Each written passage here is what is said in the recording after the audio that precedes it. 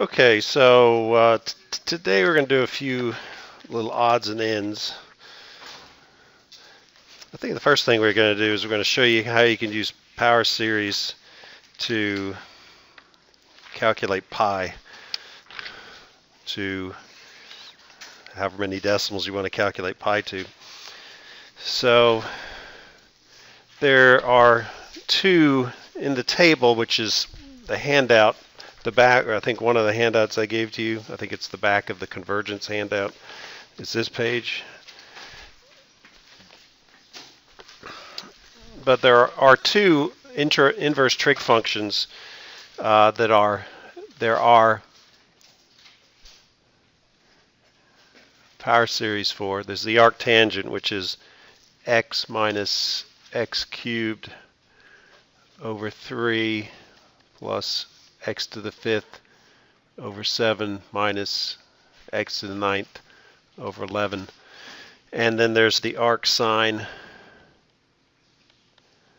which the arc sine of x, which is x plus x cubed over 2 times 3 plus 1 times 3 times x to the 5th divided by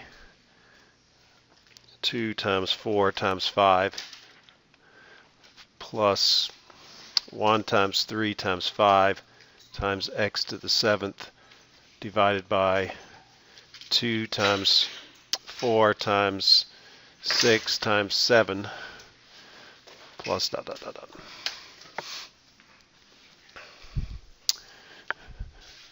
And yesterday afternoon I derived the arc sine of x, which I'll show you. I was working on the convergence when I had to go home. The convergence of the arc sine. These have convergence. If you do the convergence test on them, you'll find out that the arctangent is convergent between -1 and +1, and the same for the arc sine. So those are the intervals of convergence.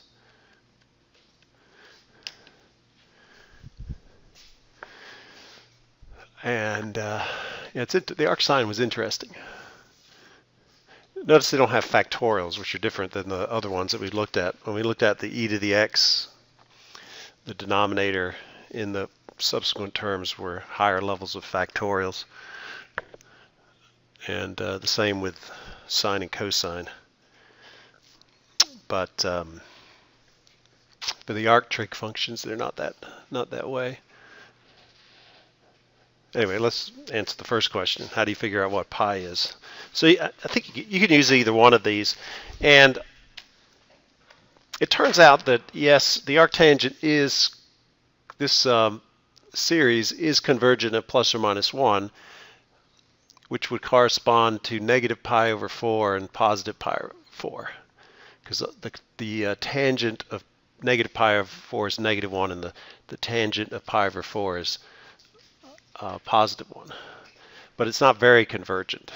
So I once tried using the arctangent and evaluating it at x equals 1, and it took forever to converge. So what I'm going to do is I'm going to use something that we know from previous geometry or trigonometry, is the arctangent of the square root of 3 over 3. So the angle whose tangent is the square root of 3 over 3 is equal to pi divided by 6. So if you remember the trig functions, if you have theta and you have the tangent, so if you have 0 and you have pi over 6 and you have pi over 4 and you have pi over 3 and pi over 2, you get the tangent of 0 is 0. The tangent of pi over 6 is the square root of 3 over 3. The tangent of pi over 4 is 1. And the tangent of pi over 3 is the square root of 3. And the tangent of pi over 2 is infinity, or undefined. So we're going to use this one.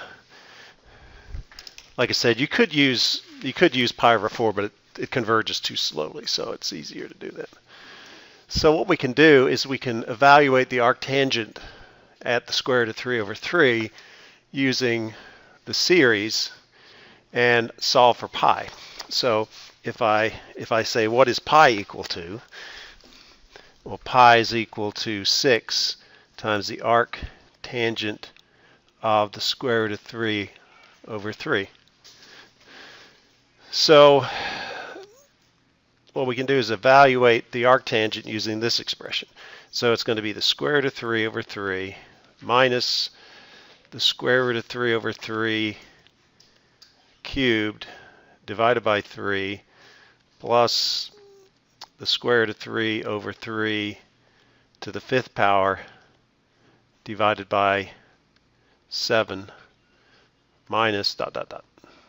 And every additional term that you add to that expression, you're going to get closer to the exact value of pi. Make sure I'm doing that right. Yeah, because the tangent is kind of a weird thing, because it has x cubed over 3, but then it's x to the 5th over 7. Did they even write that down right? No, I wrote it down wrong. That's why. I was like, that's weird. Why would that do that? So when something seems weird, it probably is. So I don't know where I got that from. Let me fix that. Sorry. I guess my eyes were jumping around too much. So it's plus x to the 5th over 5. That makes a lot more sense. Minus x to the 7th over 7. So let me fix those down here. I guess this needs to be 5. So whatever the exponent is, you divide by that. And you alternate. The actual equation, if I come down here, it's equal to -1 to the n times x to the 2n plus 1 divided by 2n plus 1. So that's the formula that I'm going to use to evaluate each term in the series. Okay, so let's go to we're going to do this on a spreadsheet and just generate this information. So the first column will have n, and then we'll have a sub n. So somewhere I can do a subscript here. Subscript. So that's the nth term. And then I'm going to do the sum. So we'll start off, and this series starts at, I guess, 1. So we'll put n equals 1 equals 2. So these are the nth terms of the series. I don't think we'll need 90 terms, but we'll see what happens. So a sub 1, so it's going to be equal to negative, oops, got to put an equal sign, equals -1 raised to the nth power times x. X is, in this case, square root of 3 divided by 3. So I'm evaluating it at the square root of 3 over 3. And I raise that to the 2n plus 1 power. 2 times n plus 1. Okay, make sure I got my parentheses here right. Then you divide by 2 times n plus 1. So what that is this equation. -1 to the n, -1 to the n times x, which is going to be the square root of 3 over 3, square root of 3 over 3 raised to the 2n plus 1 power, 2n plus 1 power, divided by 2n plus 1. And then I'm going to multiply the whole thing times 6. And that looks wrong, so why is that? Maybe it starts at 0. Let me insert a page. Let me insert a Am I? Oh, well, no. No, it should be the, well, yeah, I'm not sure. Let me just try evaluating it at 0. Yeah, actually, it's just 'cause it starts from 0. Okay. So, so I'll take, so the 0th term. So apparently this, it doesn't really tell you in here what, sometimes it starts from 1, sometimes it starts from 0, but in this case apparently starts from 0. So if I take the 0th term, that is going to be 6 times the square root of 3 over 3, which is 2 times the square root of 3, and the square root of 3 is 1.732, I think, or something like that. That's back from my old engineering days when I didn't have a calculator. So let's see, the square root of 3 is 1.732. Hey, that's right. Okay, so basically what you're doing here is you're taking 2 times 1.732, 2 times the square root of 3, and you get 3.4641. So that's the first term. And the second term is negative 0.3849.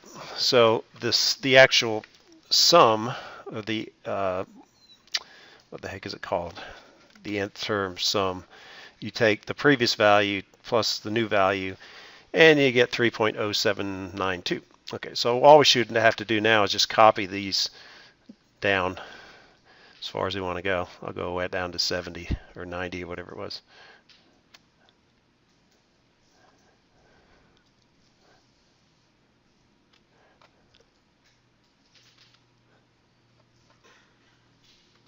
So you see it's an alternating series.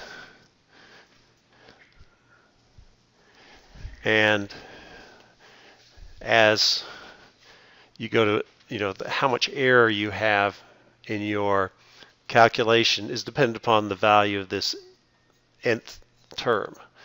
So if I look at this value of pi, 3.141568716, it's going to be within, you take this term, which is 0.000031, and so this is within this level of accuracy.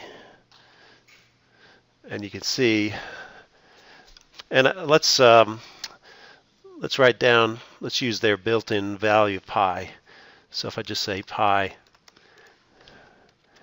so that's Excel's value for pi.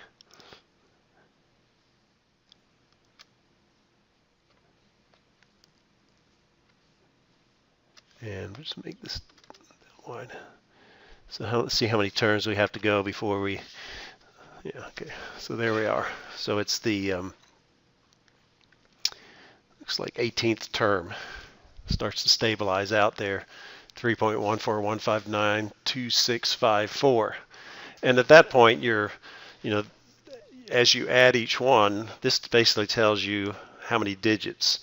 So I think you probably take maybe 12 digits. You're inaccurate within 12 digits.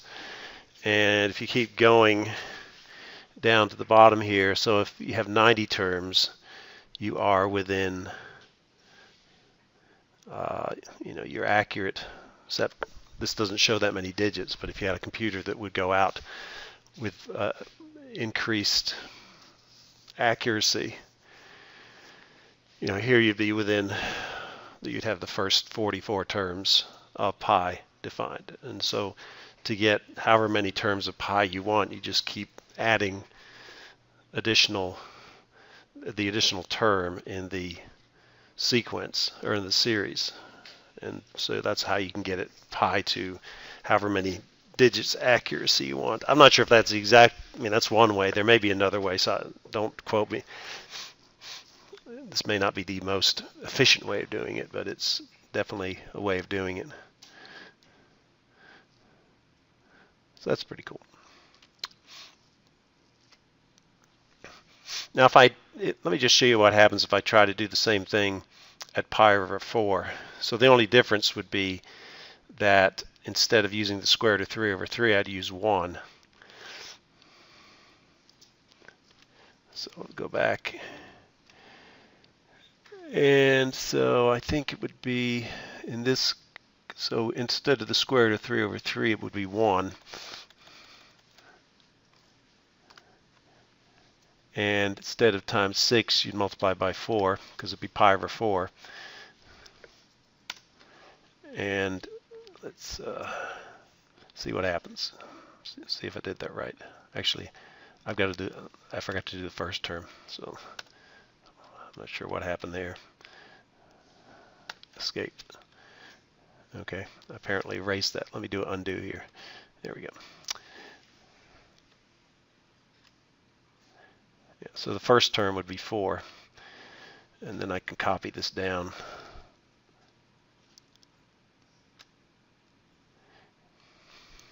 And so you can see even after 90 terms, I'm only accurate to about down to the hundreds, 200ths.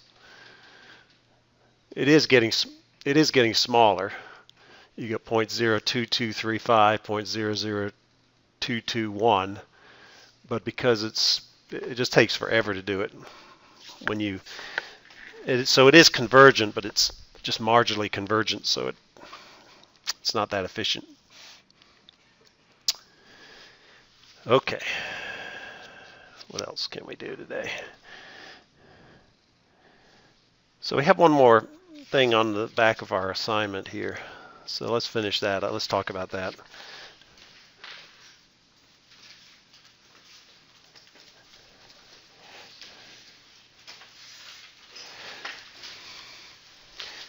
So in the past, I've usually kind of quickly wrapped up this chapter and tried to cram in chapter 10. So this year I was thinking, okay, I'm not going to try to do that. But then I just realized this morning that I, in my notes, don't have enough detail to cover it. So that's why I'm kind of stalling here. That's my stalling. So I'm just kind of covering some topics, and then I'm going to go read it. So by Thursday I can teach you some of the last 2 sections in a little more detail. So anyway, what we've done on the first 3 parts, which you can watch the recording of class to figure this out, was the convergence. And I'm going to do another example today. But the last page was just showing you how you can use some of the infinite series in the book to derive the infinite series for other functions that you may not think you could do. For example, the hyperbolic cosine of x. We briefly talked about that. That was the section that we skipped over in chapter 5. But we had hyperbolic cosine, hyperbolic sine, and so the hyperbolic sine is just defined as e to the 1/2 e to the x minus e to the minus x. And I think the hyperbolic cosine is maybe e to the x plus 1/2 times e to the x plus e to the minus x. And what we saw before was that,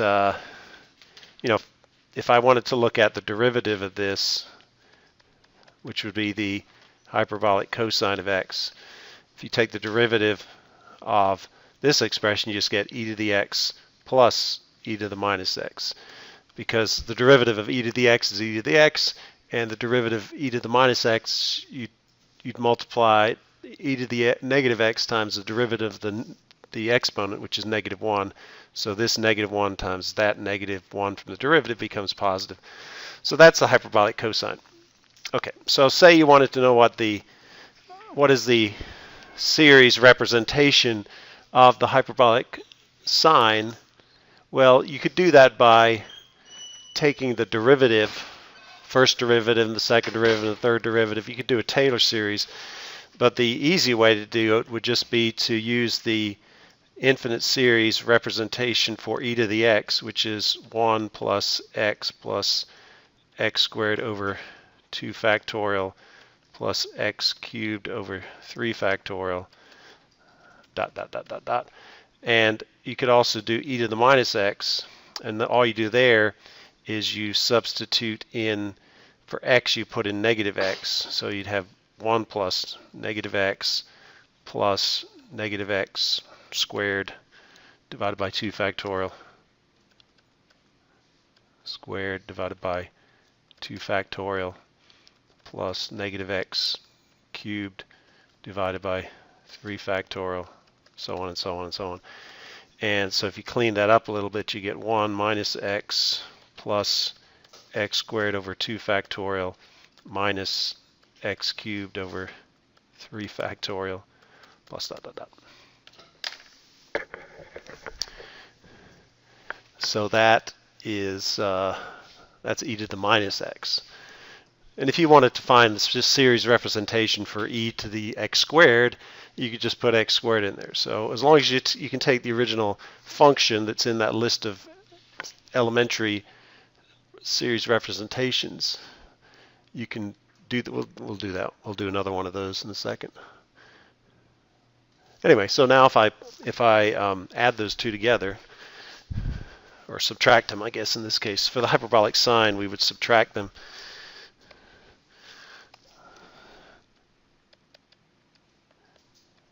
So that's going to be equal to 1/2 times.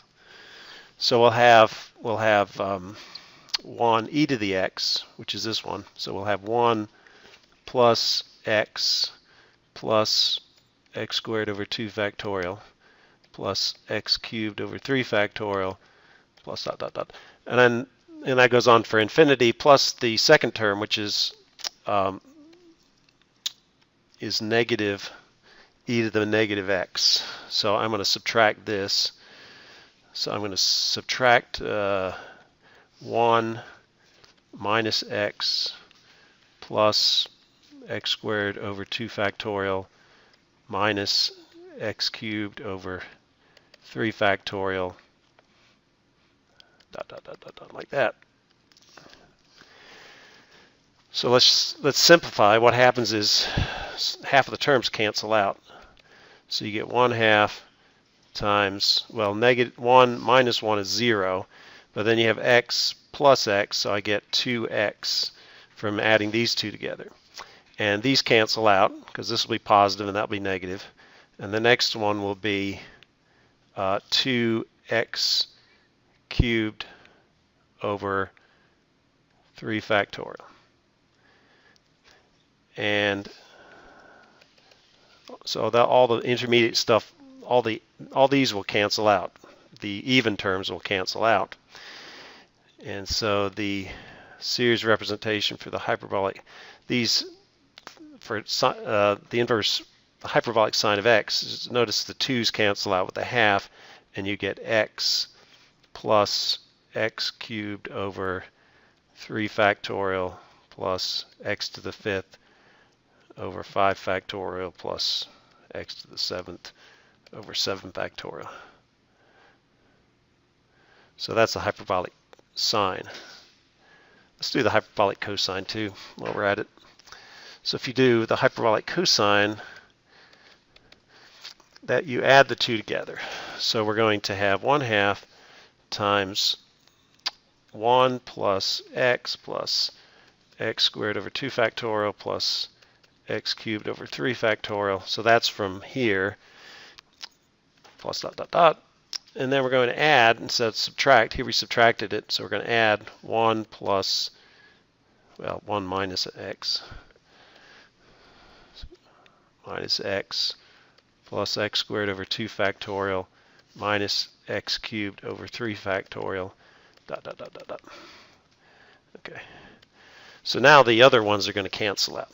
The x cubes, so those disappear, so you get 1/2 times 2 plus 2 times x squared over 2 factorial plus 2 times x to the 4th over 4 factorial dot dot dot.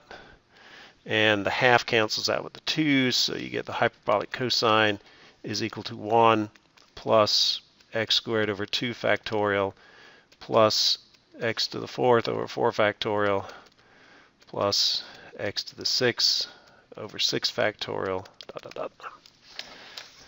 So that's the hyperbolic cosine. as an infinite series representation of it. And if you think about, remember, let's compare that with the series representation for the cosine. The cosine is 1 minus x squared over 2 factorial plus x to the 4th over 4 factorial minus x to the 6th over 6 factorial. So you can kind of see why these hyperbolic trig functions, the hyperbolic sine and hyperbolic cosine, behave similarly when you take derivatives, because they look very similar. The only difference is the hyperbolic cosine is not an alternating series. It's just it's a non-alternating series. But it would turn out this converges, and this one converges probably for all real numbers, I would guess. This goes between -1 and +1. This one probably doesn't. I don't know what it goes. I don't know enough about hyperbolic trig functions, but when you look at the series representation, you can kind of understand why they behave as they do.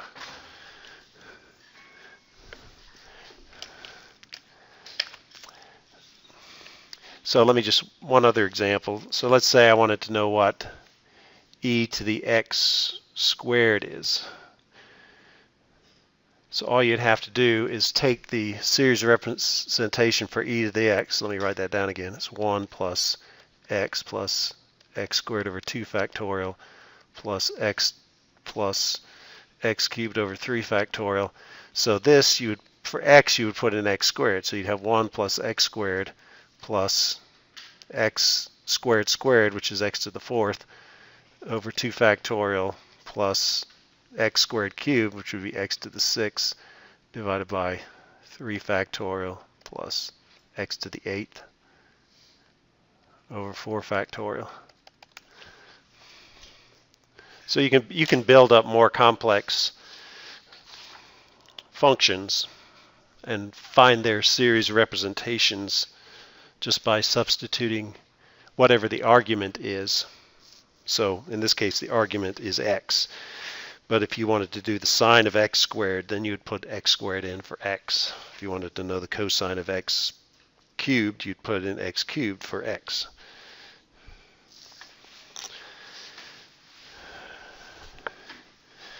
Okay, now the last thing I'm going to show you, I don't want you to try to copy this down because it'll take too much. It'll take too much time. I just want you to just see what I did.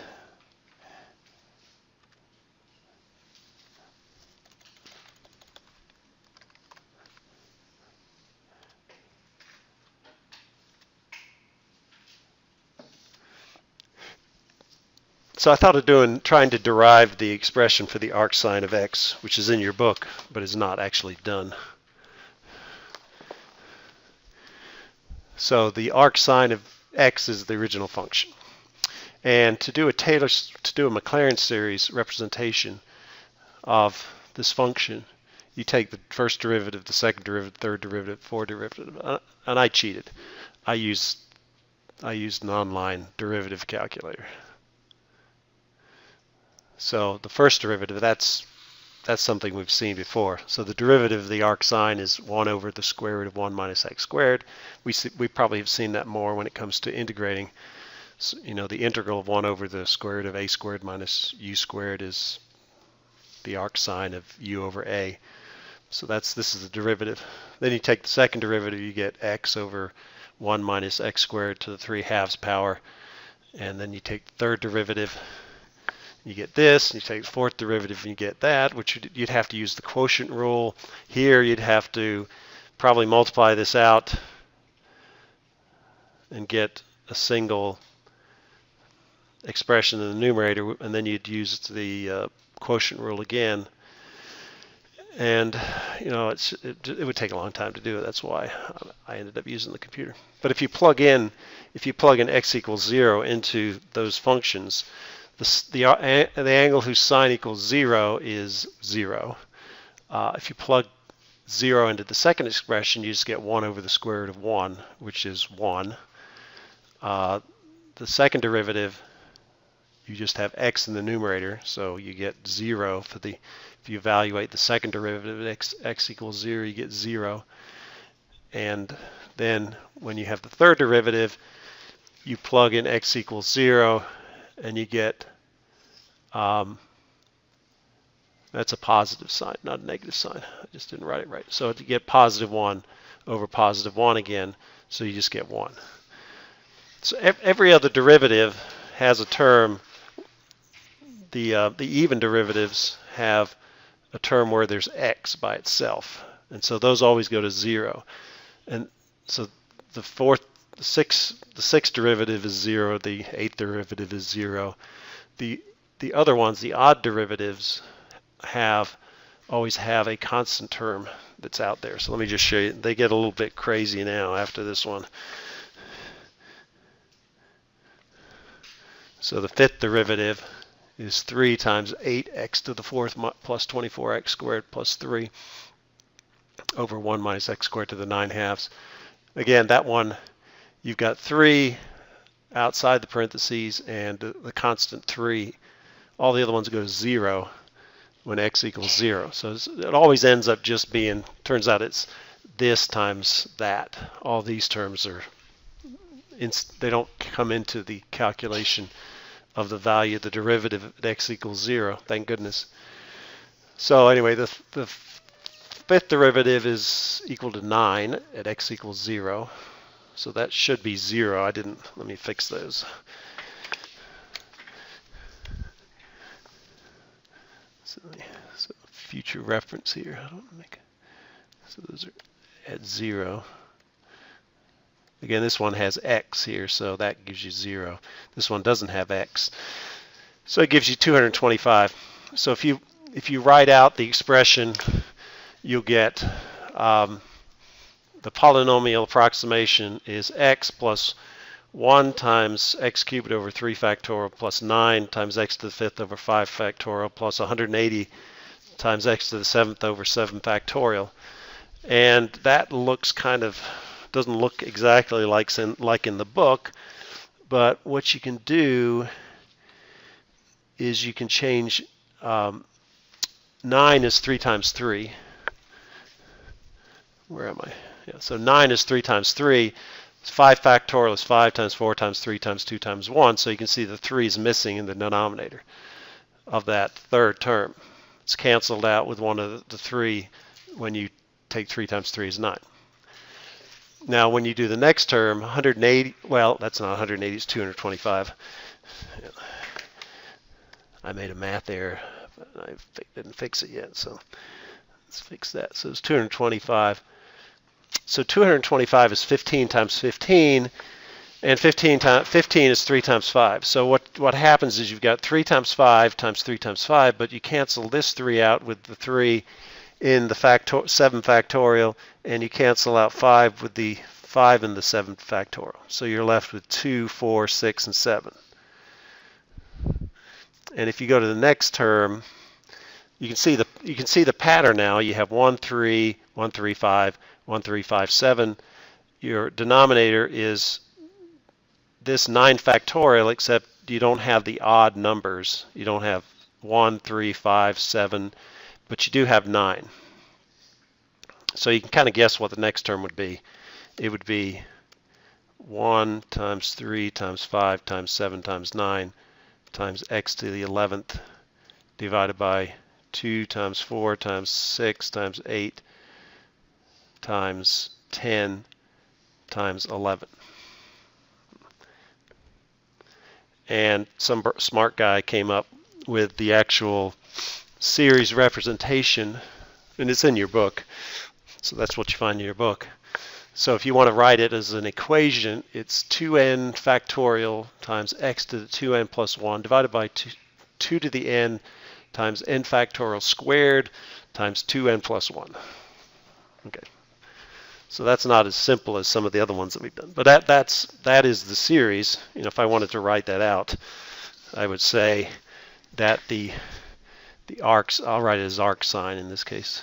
The arc sine of x is equal to the summation, probably from 0, n equals 0 to infinity, of 2n factorial times x to the 2n plus 1 divided by 2n times n factorial squared times 2n plus 1.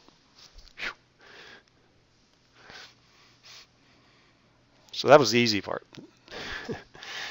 So I said, okay, so now I got to use to find the interval of convergence, which is in your book. It says it's good between -1 and +1, including -1 and +1. So I wrote out u sub n, which was the equation to represent that series. Once you've somebody who's smart enough to do this, I could do that part, but I'm not sure if I could have come up with this expression. So then you plug in n plus 1 for n, so you get u sub n plus 1. And then you got some algebra you got to do, and that's where I haven't finished it yet. I was like, okay, where do I? So there's u sub n plus. This was this simplified. So what maybe you can check me on this here, so you guys make sure I'm doing this right. So I put n plus 1 in for n. So 2n times 2 times n plus 1 is 2n plus 2, and it's factorial. Then here you have 2 times n plus 1, which is 2n plus 2, plus another 1, so you get 2n plus 3. Down here, I have 2n plus 1 squared. So I'm doing this one separately. So that's 2 to the n plus 1 times 2 to the n plus 1. So you add the exponents together. So you get 2n plus 2. And n plus 1 factorial squared is just n plus 1 factorial times n plus 1 factorial. And then this one is kind of like that one. 2 times n plus 1 plus 1. That's going to be 2n plus 3. So that's this kind of everything multiplied out. And then I kind of, I'm taking the limit of u to the n plus 1 over u sub n. And so we had all these terms. And so what I was trying to do was to take the terms from here and find the corresponding ones from this and put them together. So you have 2n plus 2 factorial divided by 2n factorial. And then you have, I already see I have an error there. That should be 1. That should be 3. So that term is in the numerator because that's u sub n plus 1. And this term should be in the denominator because it's u sub n. Okay. Then we have this one. So I've got that the wrong way around, I think. So this term here, yes? Why is x raised to the 2n plus 3 when it should be 2n plus 2? Because I'm taking this term and I'm substituting for n, I'm putting in. Yeah, okay. Okay, so now we're trying to get this simplified. This is where I was yesterday, so you guys can, like I said, you can keep an eye on me. So here's u sub n plus 1, so that's that term. Here's u sub n, that's that term. Now they're going to flip around. So this should be in the denominator. So it should be 2n plus 2. And the corresponding term here is this squared. So 2 to the n squared is going to be 2 to the 2n because I have n plus n. I add the exponents, or I multiply this times that, so you get 2n. Okay, so that makes sense. Then you got the n factorial part. So this n factorial is here. It's in the. So I've got those messed up too. That should be flipped around. So this part is in the numerator here, so it should be in the denominator there. So it's 2n plus 1 factorial squared, or n plus 1 factorial.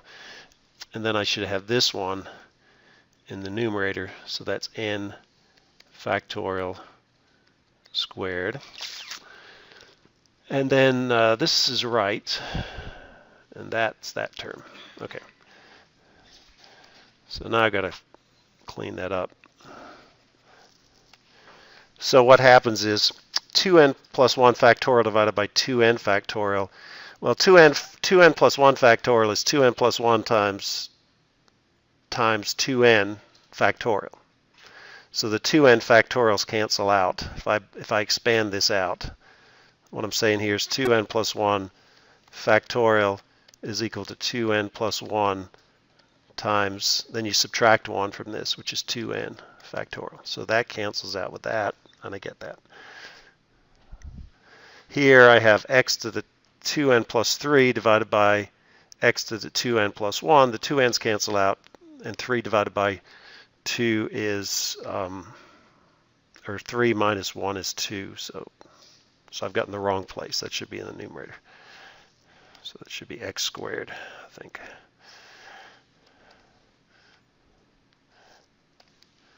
So that's x squared.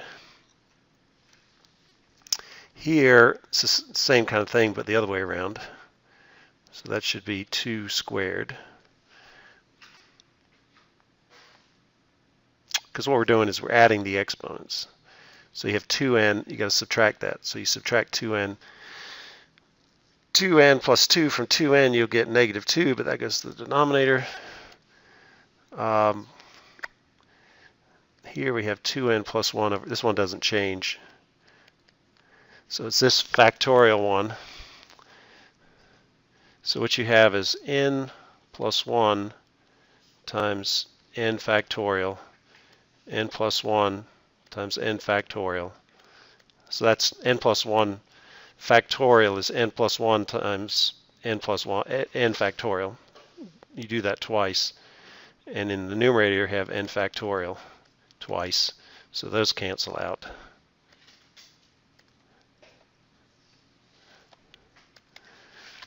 So what do we have?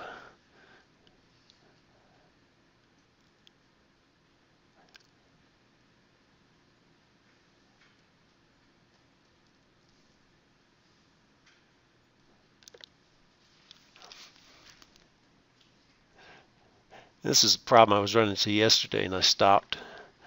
It seemed like I had too many n's in the numerator. That's why, so I'm going to still stop today, unless you guys can see where I went wrong. Because I would think that you would have to have just as many terms involving n in the numerator as the denominator, so they all cancel out. So that you have x, you end up with x squared has to be, absolute value of x squared has to be less than 1, which would mean x would have to be less than 1, because that's the answer. So that's why I'm, but you see I've got n twice, here I've got n 3 times. And so that would make it go to 0. And that wouldn't give me the, that would say it would be convergent for all values of x, which I know is not true. So I'll give you a minute, see if you can figure out. I haven't figured it out yet. I got to go back because it's not agreeing with what's in the book. Obviously, I've done something wrong. And this is a lot more difficult than I would ever give you for a test, but I just wanted to see if I could do it or not.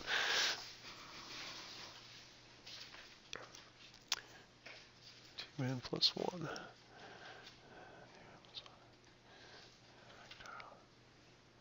I just need another n term in the numerator.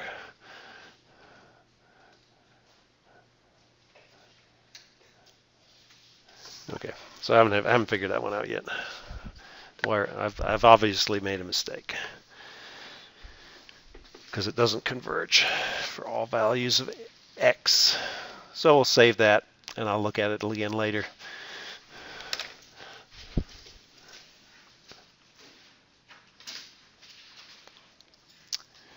Does anybody have any questions about the other? I was going to ask you to turn in that other handout that we worked on. Does anybody have any questions relative to that they need? Yeah, this one right here.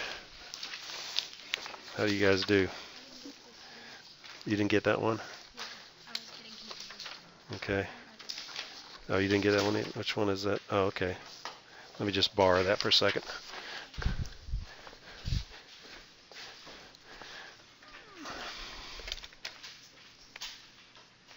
So the one they were asking about was the summation from n equals 2 to infinity of 1 over n times the square root of the natural log of n. Okay. So I said use the limit comparison test.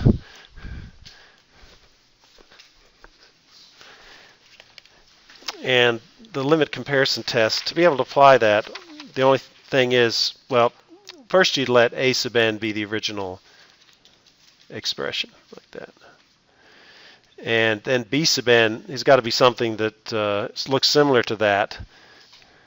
So I was going to choose, I think I chose 1 over n as being similar to that but different. And let me just find the limit comparison test sheet here. I know I've got it somewhere in my bag, but let me just look for it. So the limit comparison test says that both a sub n and b sub n have to be greater than 0, which is true. And it says that if you take the limit of a sub n over b sub n, and that equals some number, actually, maybe that is a problem. Okay, maybe that doesn't work. Okay, so let me explain what I was just saying. So if I take the limit as n goes to infinity of the a sub n, which is 1 over n square root of the natural log of n divided by 1 over n, then you'd have the limit as n goes to infinity of 1 over n, the square root of the natural log of n, and take the reciprocal, you'd have n over 1. Yeah, it'll work. It'll work. Okay, so those cancel out. And so then all you're doing is you're looking at the limit as n goes to infinity of 1 over the square root of the natural log of n, not x. And that equals 0 because the denominator is going to be the natural log of infinity, the square root of the natural log of infinity. The natural log of infinity is infinity, and the square root of infinity is infinity, so it's still going to go to infinity. So you get 1 over infinity, which is 0.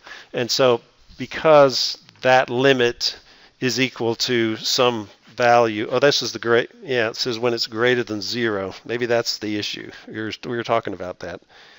If it's equal to 0, maybe it doesn't work when it's equal to 0. Aha. That's probably why it says that. So we probably can't use that. We might have to use the integral test. Is that? Yeah, I think you've got to use the integral test. So that's why we can't use the. So if it goes to 0, you can't use the limit.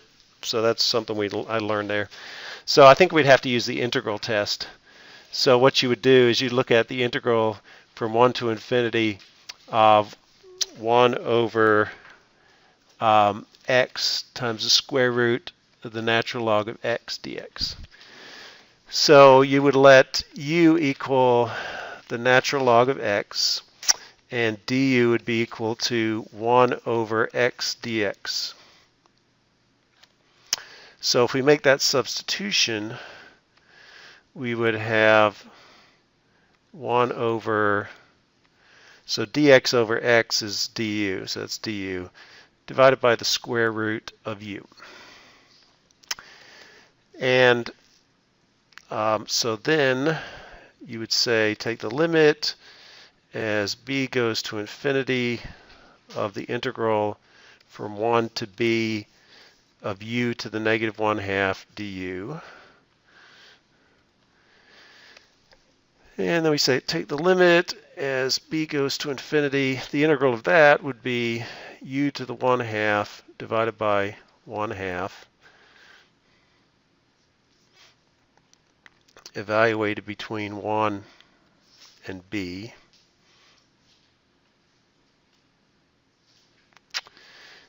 And so that would be the limit as b goes to infinity of 2 times b to the 1/2 minus 1 to the 1/2. So I'm evaluating this at the upper limit and subtracting at the lower limit.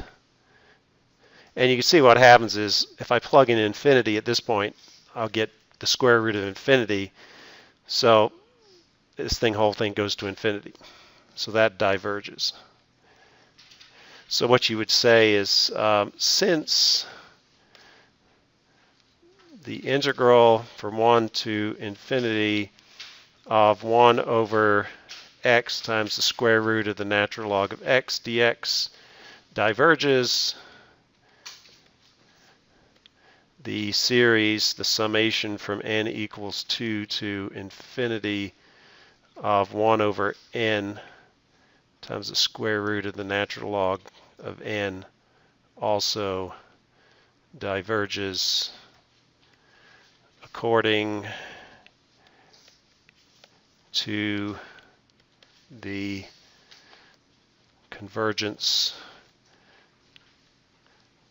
criteria of the integral test. Yep. So thanks for asking that question, because I kind of blew. I remember the other day I was like, oh yeah, it can be 0. I don't know why it can't be 0. Well, that's why it can't be 0, because it's not conclusive if it's 0, so you have to use some other test. And the only other test that applied to this particular case was the integral test. Okay. Okay, that sounds like a good place to stop. So, let's see.